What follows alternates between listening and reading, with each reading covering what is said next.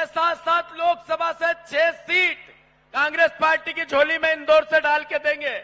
साधुवाद, धन्यवाद, भारत माता की जय। धन्यवाद। अब हम सबको जिस घड़ी का इंतजार है, अब मैं आमंत्रित करूंगा कि आदरणीय प्रियंका गांधी जी हमारे बीच में आए। मैं उनसे कुछ कहते हुए बात कहना चाहता हूं। ये गांधी परिवार, इस गांधी परिवार के बारे में, गांधी शब्द भारत की संस्कृति में क्या है? गांधी संस्कृति है, संस्कार है, प्रेम है, समन्वय है, सहकार है। गांधी सेवा है, समर्पण है, बलिदान है। और प्रियंका गांधी उसी बलिदानी परिवार की संतान है। हम सब मिलकर जोरदार तालियों से आमंत्रित करें आदरणीय प्रियंका जी को कि प्रियंका जी आए और हम सबको संबोधित करें।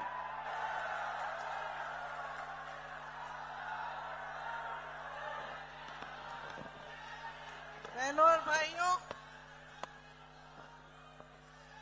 सबसे पहले तो मैं आप सबका इस सभा में स्वागत करती हूं। सुनाई दे रहा है? नहीं सुनाई दे रहा? क्यों नहीं? अब सुनाई दे रहा है? अभी भी नहीं?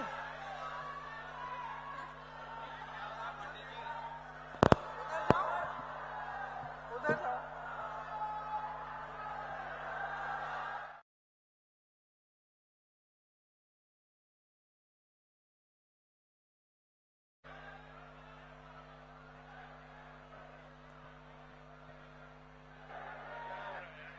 भी नहीं चल, अच्छा ये चल रहा है, ठीक। अब सुनाई दे रहा है? तो सबसे पहले तो मैं आपको धन्यवाद देना चाहती हूं कि आप मेरा इंतजार कर रहे हैं और आपने यहां आने का कष्ट किया।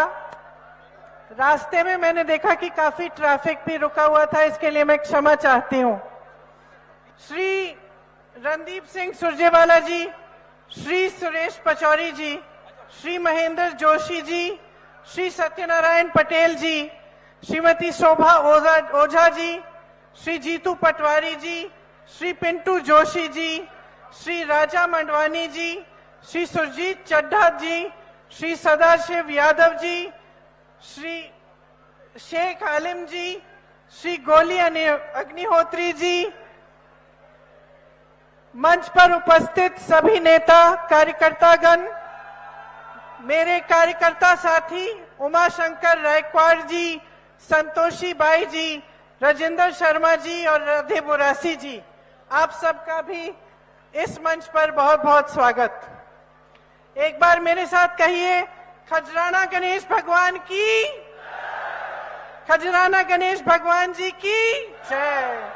महाकालेश्वर और ओंकारेश्वर के बीच मालवा के पठार पर बसा इंदौर है। आज यहाँ आकर मुझे बहुत गर्व भी है और एक भावनात्मक रिश्ता है आपके बीच और मेरे परिवार, मेरी पार्टी के नेताओं के बीच। इसको निभाने के लिए मैं आज यहाँ आई हूँ।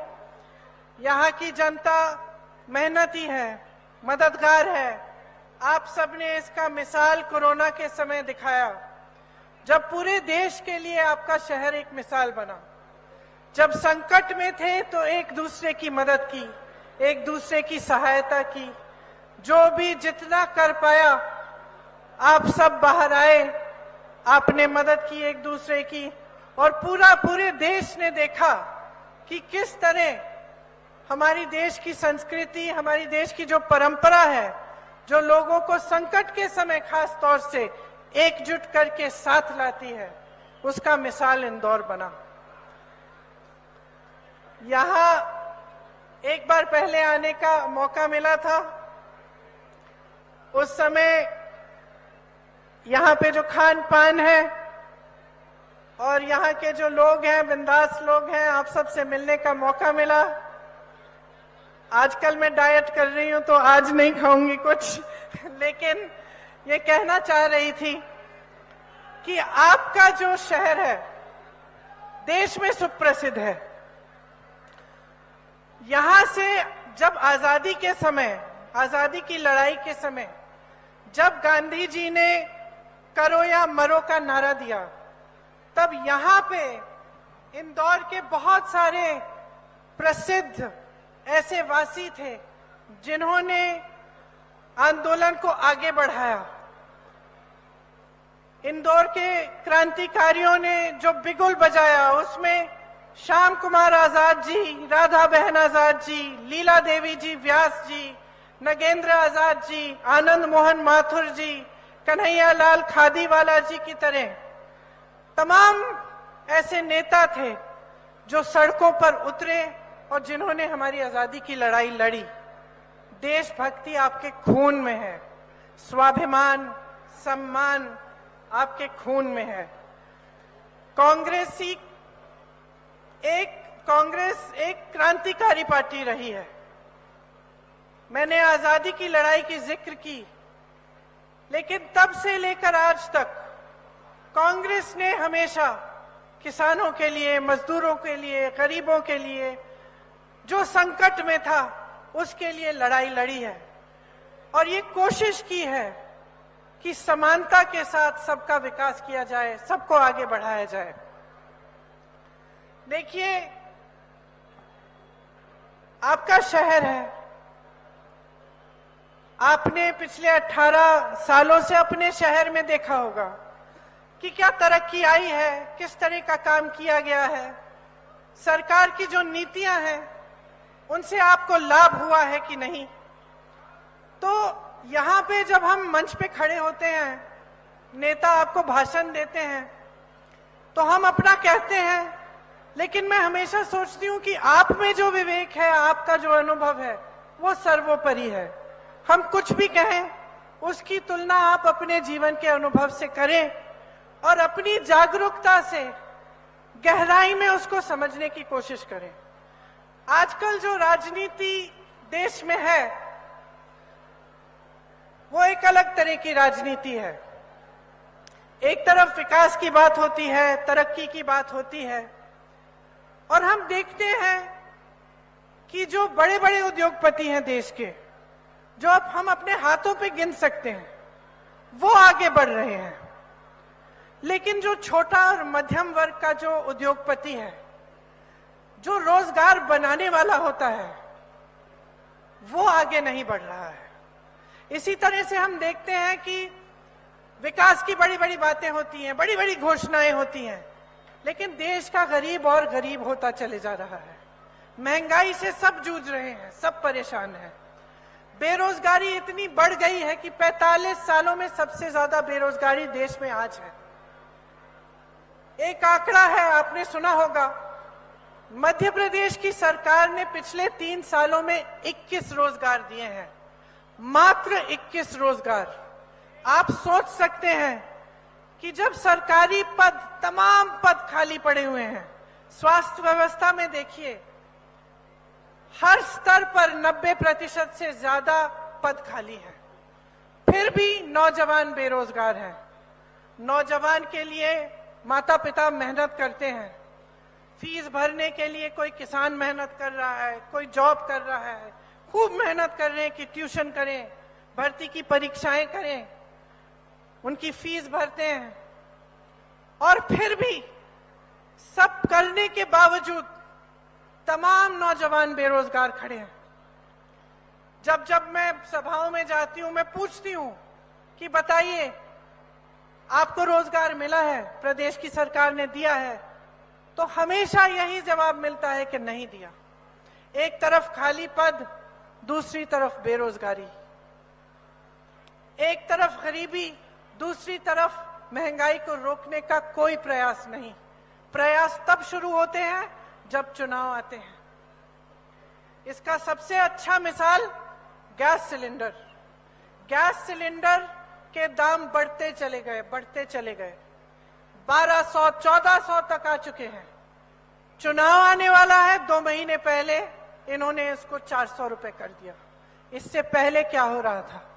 क्या इससे पहले लोग महंगाई से नहीं जूझ रहे थे? क्या इससे पहले गैस सिलेंडर को खरीदना, भरवाना मुश्किल नहीं था? तो चुनाव के समय क्यों हो रही हैं ऐसी घोषणाएं? ये एक ऐसी सरकार है जिसने 22,000 घोषणाएं की हैं, और 22,000 घोषणाओं में से मुश्किल से 22 घोषणाएं पूरी की होंगी। तो आप अपनी आंखों के सामने देख रहे हैं कि सरकार किस तरह से चल रही है, कि 18 सालों में इंदौर की कितनी तरक्की हुई है या नहीं हुई है, कि पिछले 3-3.5 सालों में सिर्फ 21 रोजगार दिए हैं। आप देख रहे हैं कि गांव से पलायन कितना हो रहा है आपकी शहर की तरफ। गांव में जितनी गरीबी है आज उतनी ही गरीबी आज आप शहर में देख सकते हैं, क्योंकि गरीबी वहां से लोग यहाँ आ रहे हैं नौकरी ढूंढने के लिए।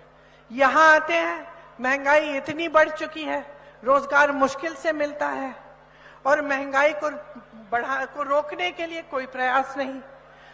अब दिवाली का मौसम आ रहा है, मेरी बहनें जो यहाँ बैठी हैं त्योहार मनाना चाहती हैं, कोई धनतेरस पे जाएगा, दुकान जाएगा कुछ खरीदने के लिए, दिवाली में लोग घर आएंगे, उनके लिए कुछ परोसने का दिल करेगा।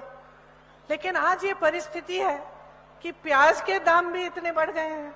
मैंने अपनी पिछली सभा में बोला कि एक समय था जब मोदी जी कहते थे, वर्ल्ड कप था उस समय, मोदी जी कहते थे, उन्होंने शायद कहा कि देखेंगे सचिन की पहले सेंचुरी होगी या प्याज की सेंचुरी होगी।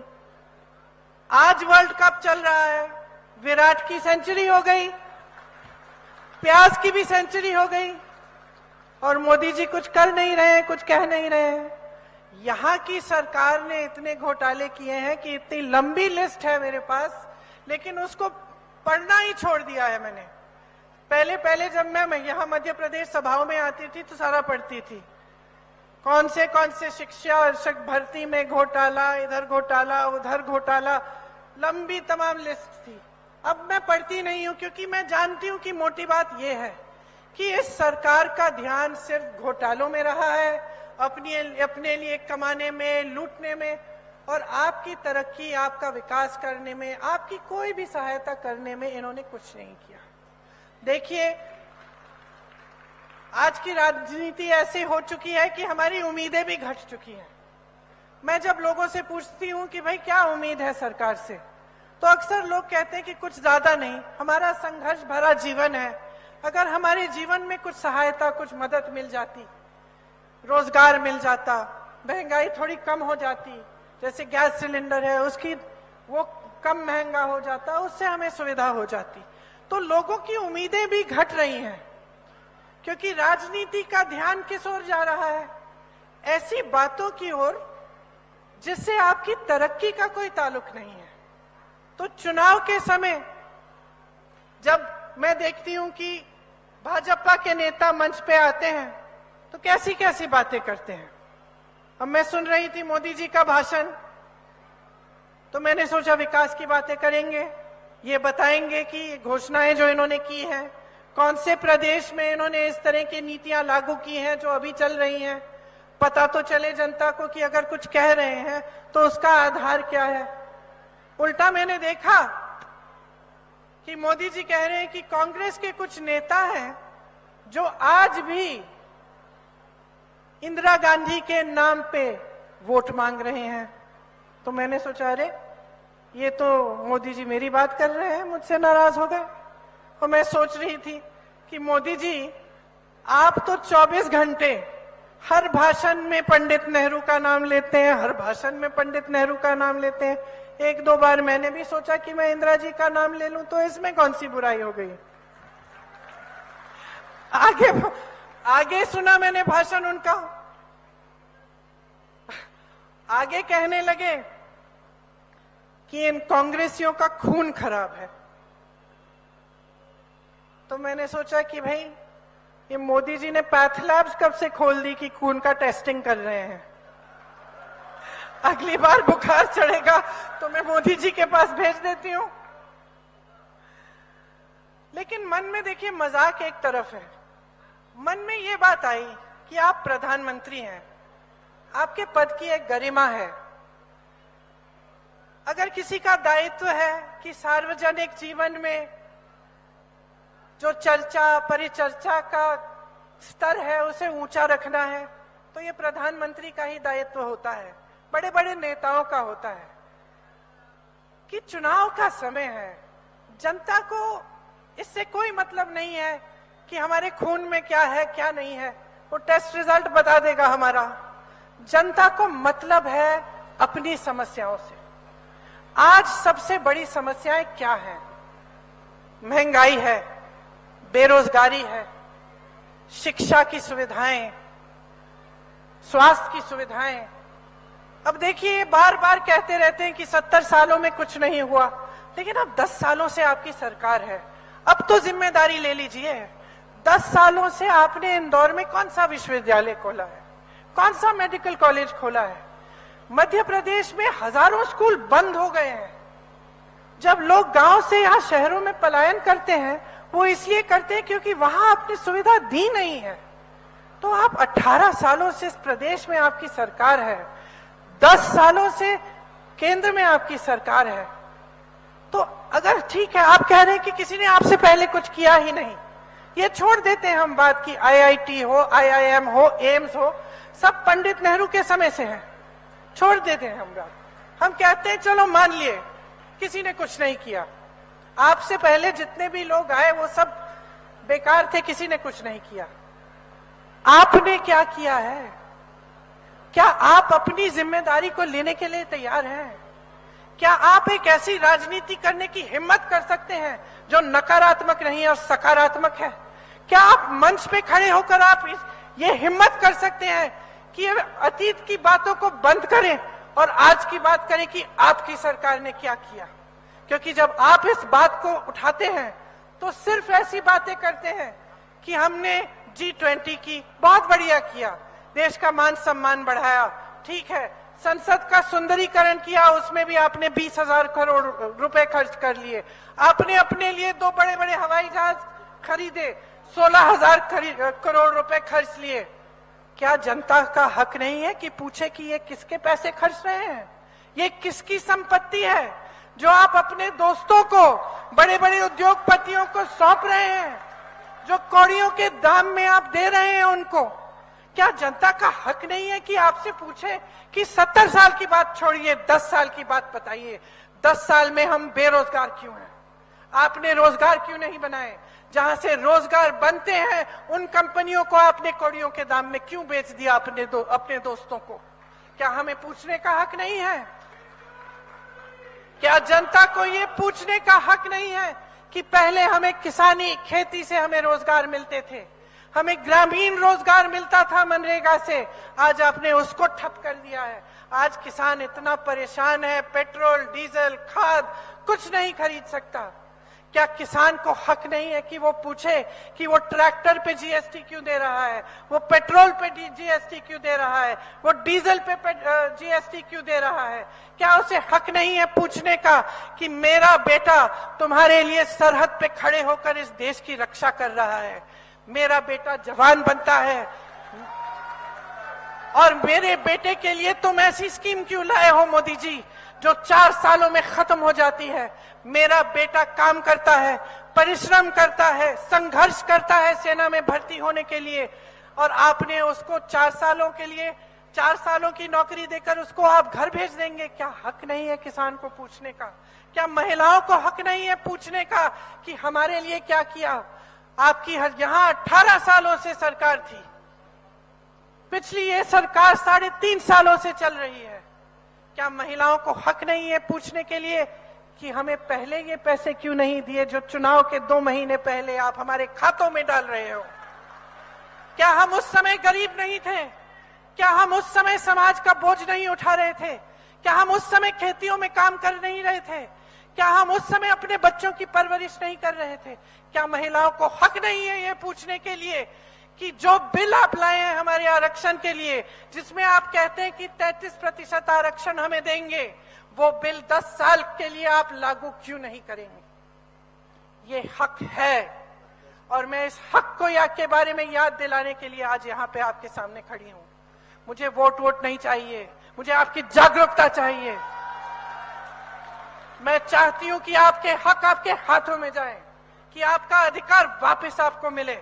मैं चाहती हूं कि जैसे छत्तीसगढ़ में कांग्रेस की सरकार है जो हर स्तर पर जनता की संपत्ति जनता की जेब में वापस डाल रही है, वैसी सरकार मध्य प्रदेश में बने। मैं चाहती हूं कि जो मध्य प्रदेश की सरकार ने जो काम करके आपको दिखाया है कि आपकी सारी संपत्ति आपसे की जेब से निकाल दी, मिडिल क्लास के लिए कोई विजन नहीं, गरीबों के लिए कोई विजन नहीं, आपके लिए कोई सहूलियत सहायता नहीं, और सारी संपत्ति बड़े बड़े उद्योगपतियों को दे दी। मैं चाहती हूं कि वो संपत्ति वापस आपके जेब में जाए। कैसे जाएगी? कांग्रेस की जो सरकारें हैं वो करके दिखा रही हैं। कांग्रेस राजस्थान में आज 25 लाख का इलाज मुफ्त में हो रहा है, और ये चुनावी घोषणा नहीं थी, ये 1.5 साल से चल रहा है। राजस्थान में ये हो रहा है, छत्तीसगढ़ में गांव में जो समस्याएं हैं वो गांव में सुलझाने की कोशिश हो रही है। यहाँ पूरे प्रदेश में एक बहुत बड़ी समस्या है आवारा पशुओं की। छत्तीसगढ़ में उन्होंने सोचा कि इसे कैसे सुलझाएं, गौठान बनाएं, स्वयं सेवा समूह को उनमें काम दिलवाया। जो गाय थी उसका जो गोबर है उसको खरीदा सरकार ने ताकि वहां मजबूती मिले। मनरेगा को मजबूत करने की कोशिश की, ग्रामीण रोजगार देने की कोशिश की, ओपीएस को लागू किया।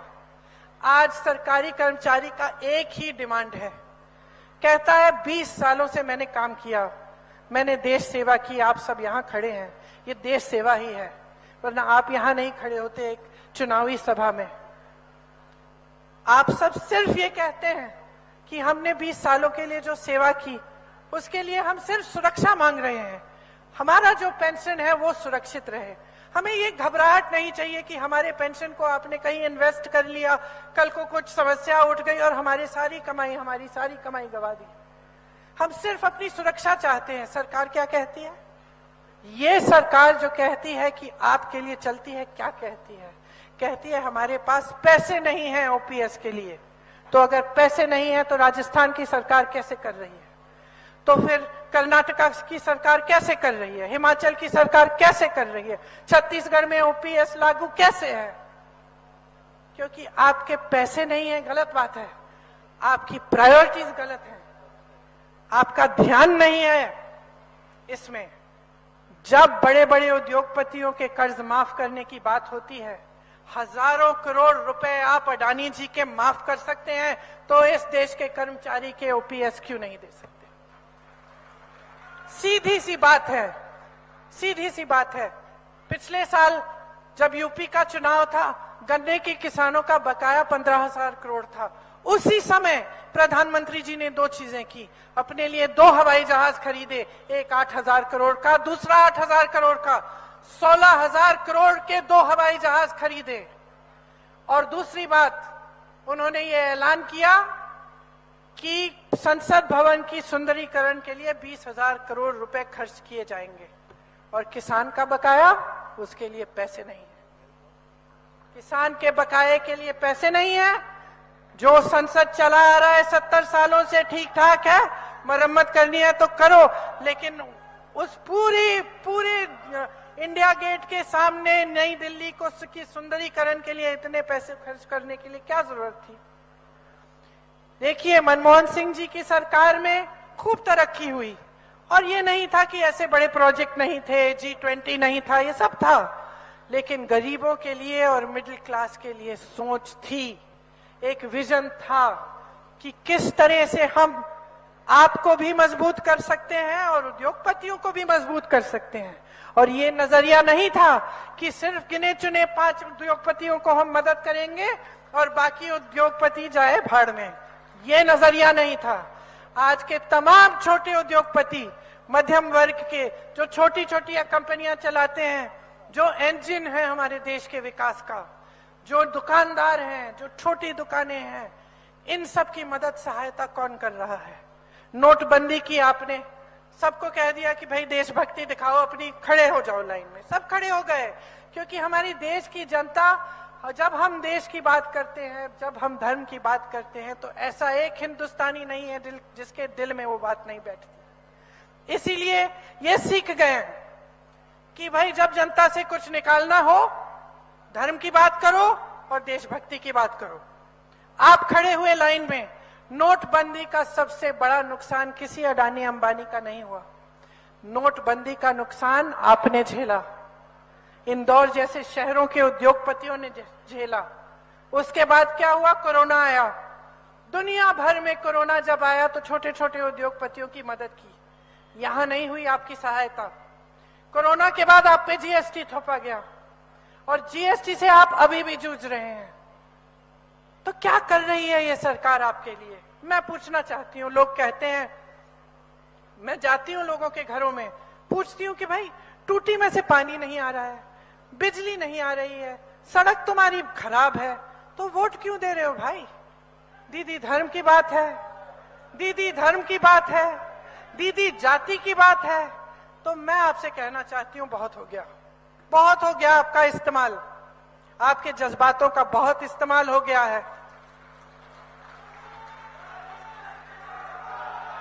ये वोट जो है ना, सुन लीजिए कान खोल के, ये वोट जो है ना धर्म की बात नहीं है। ये वोट आपकी जागरूकता की बात है। ये वोट इतना कीमती है कि अगर बगैर सोचे समझे आप इसको किसी को दे दोगे तो 5 साल और वो भुगतोगे जो आप 18 साल से भुगत रहे हो। अगर आपका देशभक्ति का धर्म है तो वो यही है कि जागरूक बन जाओ। जो इस मंच पे आकर आपसे इधर उधर की बातें करता है, आपके ध्यान को भटकाकर आपका इस्तेमाल करने की कोशिश करता है, उसको सबक सिखाओ। अपने विकास के बारे में पूछो, अपने भविष्य के बारे में पूछो। मेरी बहनों, आप पूछो कि आपके बच्चों के लिए क्या कर रहे हैं, आपको मजबूत बनाने के लिए क्या कर रहे हैं। लाडली योजना के बारे में बात करते हैं, जहां जिस प्रदेश में हर रोज 17 महिलाओं का बलात्कार होता है, पहले सुरक्षित बनाओ महिलाओं को, फिर बात करो।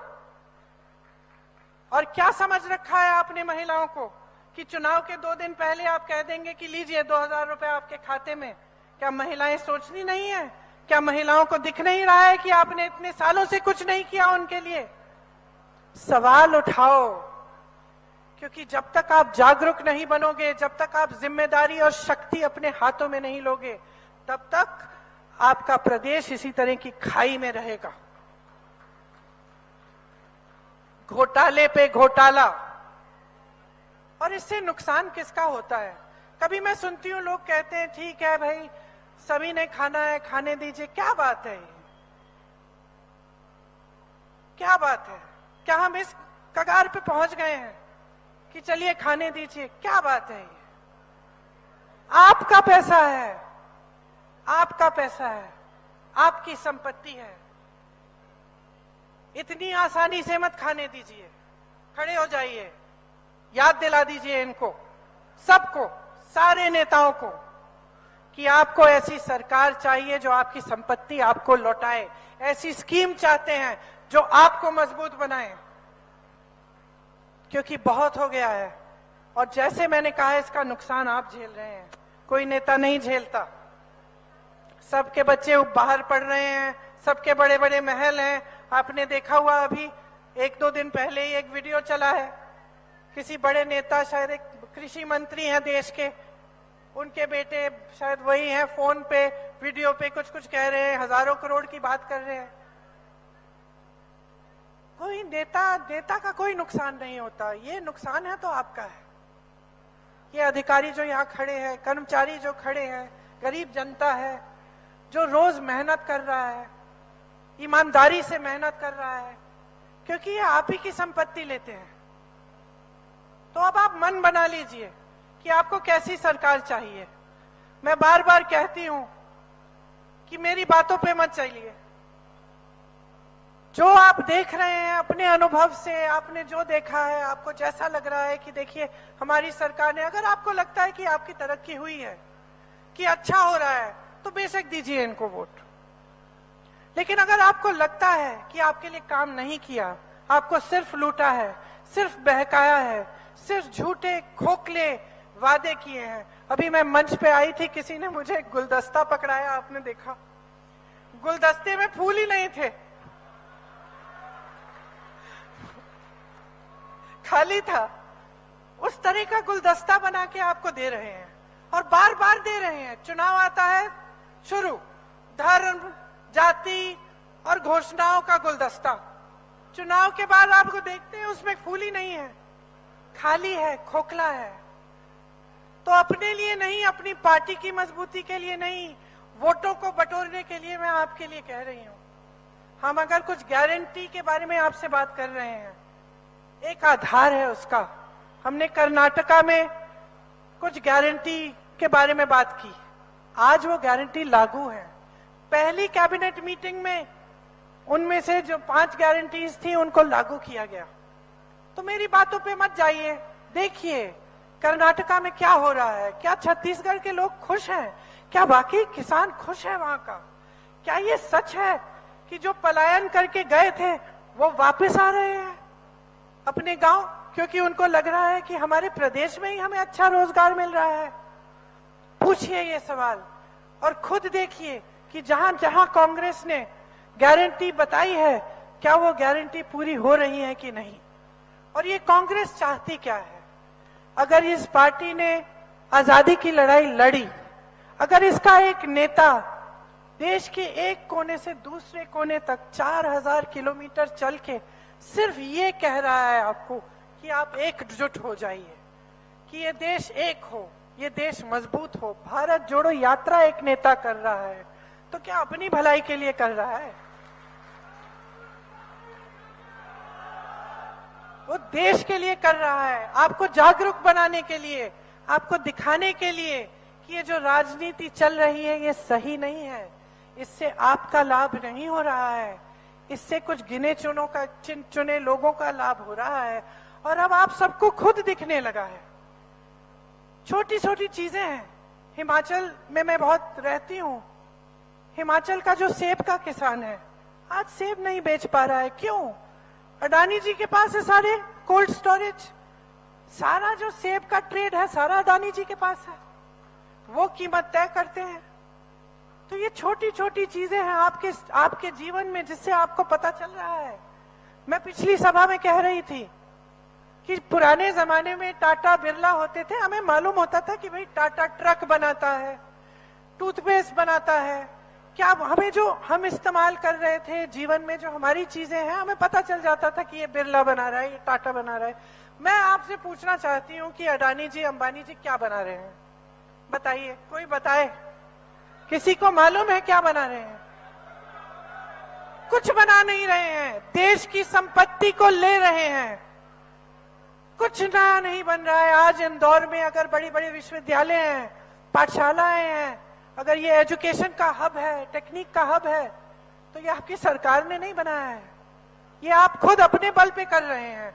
जबकि सरकार को करना चाहिए।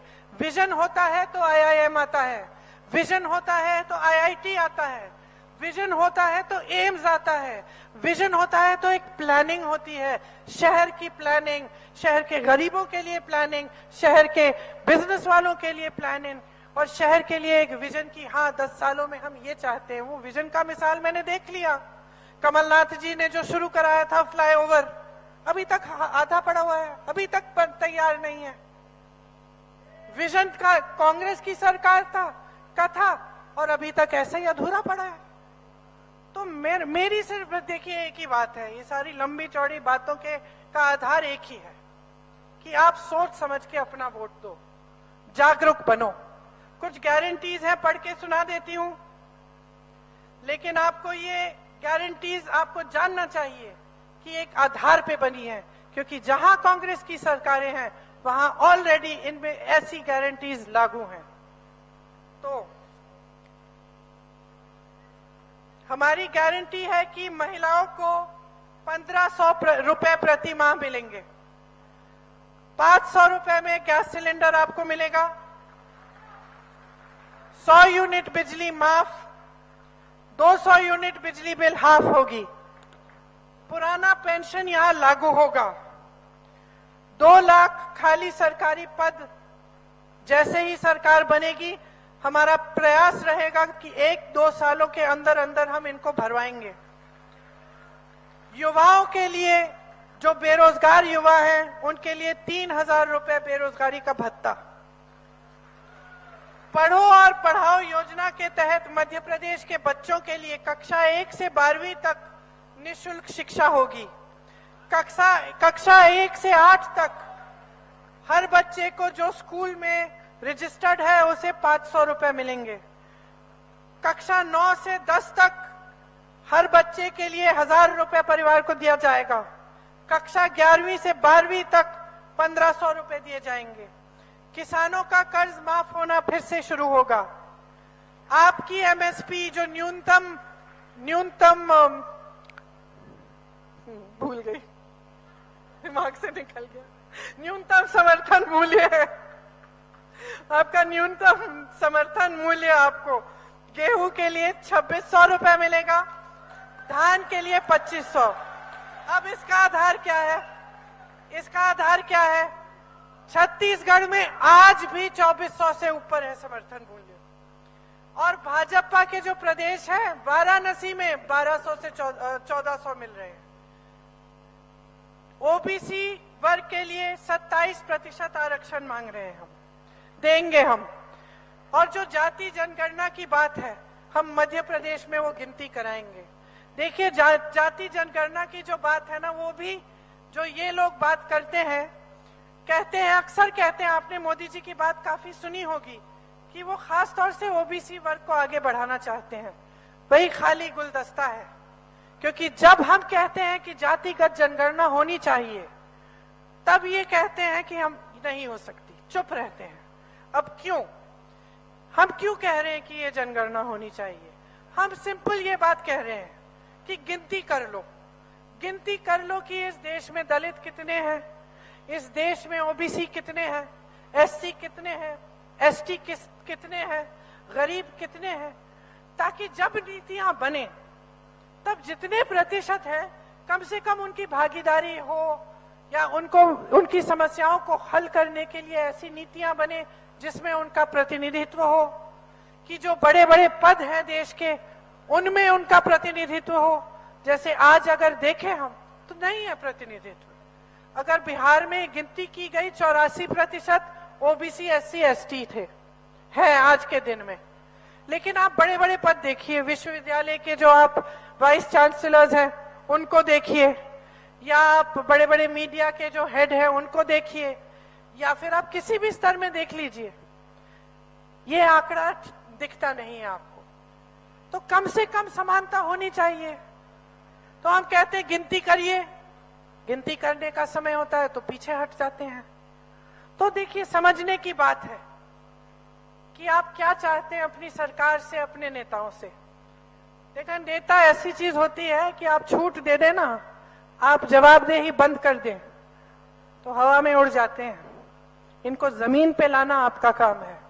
हम सबकी, मैं अपनी भी बात कर रही हूँ, हम अपनी भी बात कर रही हूँ कि कल को हमारा ध्यान भटक जाए, हम गलती कर जाएं, या हमने कोई ऐसी घोषणा की जो हमने पूरी नहीं की, तो आप सबक सिखाइए, जमीन पर उतारिए।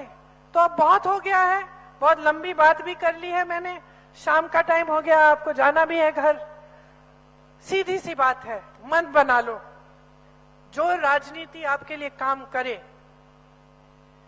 जो आपका ध्यान इधर उधर ना भटकाए, जो आपके जज्बातों का इस्तेमाल नहीं करे लेकिन उनका आदर करे, जिसके दिल में, जिस नेता के दिल में आपके प्रति असली श्रद्धा है, दिखावे वाली नहीं, दिखावे वाली नहीं, जो अपना मान सम्मान बढ़ाने के लिए होती है, असली श्रद्धा। आज अगर आप इंदिरा जी को याद करते हैं, माफ करिए मोदी जी, फिर से नाम ले रही हूं, या राजीव जी को याद करते हैं, या अन्य बड़े नेताओं को, वाजपेयी जी को याद करते हैं, तो किस लिए करते हैं? क्योंकि आपका आदर करते थे, उनके दिलों में आपके लिए श्रद्धा थी। तो वो श्रद्धा बरकरार रहनी चाहिए नेता और पब्लिक के बीच। तो बस यही बात करनी थी कि आप जागरूक बनिए, चुनाव के समय जब वोट डालने जाएंगे मेरी बातों को याद रखिए, और मेरी बातों को आप गहराई से समझने की कोशिश करिए। अब समय नहीं बचा है व्यर्थ करने के लिए। आपने 18 साल एक तरह से व्यर्थ कर लिए, क्योंकि आपके लिए काम नहीं हुआ। अपने प्रदेश को मजबूत बनाना है, अपने इंदौर को मजबूत बनाना है। ये हब बन सकता है टेक्नोलॉजी का, साइंस का, एजुकेशन का। ये हब ऑलरेडी एक तरह से है और भी मजबूत बन सकता है। तो इसको बनाने का मौका दीजिए। आप सबको बहुत बहुत धन्यवाद कि आपने इतनी देर मेरी बातें सुनी। यहाँ के प्रत्याशी सत्यनारायण पटेल जी ने मेरे साथ यूपी में काम किया, तो मैंने खुद देखा है कि इनकी निष्ठा आपके प्रति बहुत निष्ठा है। आशा है कि आप इनके हाथ मजबूत करेंगे। जो बाकी इंदौर के और इंदौर के आसपास के प्रत्याशी हैं, जीतू पटवारी जी, राजा मांडवा जी, आप सबका समर्थन करिए और एक मजबूत सरकार बनाइए जो आपके लिए विकास का काम करे। धन्यवाद। जय हिंद। मैं शहर के कार्यवाहक अध्यक्ष माननीय विशाल गोलू अग्निहोत्री जी से निवेदन करूंगा कि वो आभार प्रदर्शन करें। मेरे साथ नारा लगाएं, प्रियंका गांधी, प्रियंका गांधी, कांग्रेस पार्टी, जय जय कमलनाथ।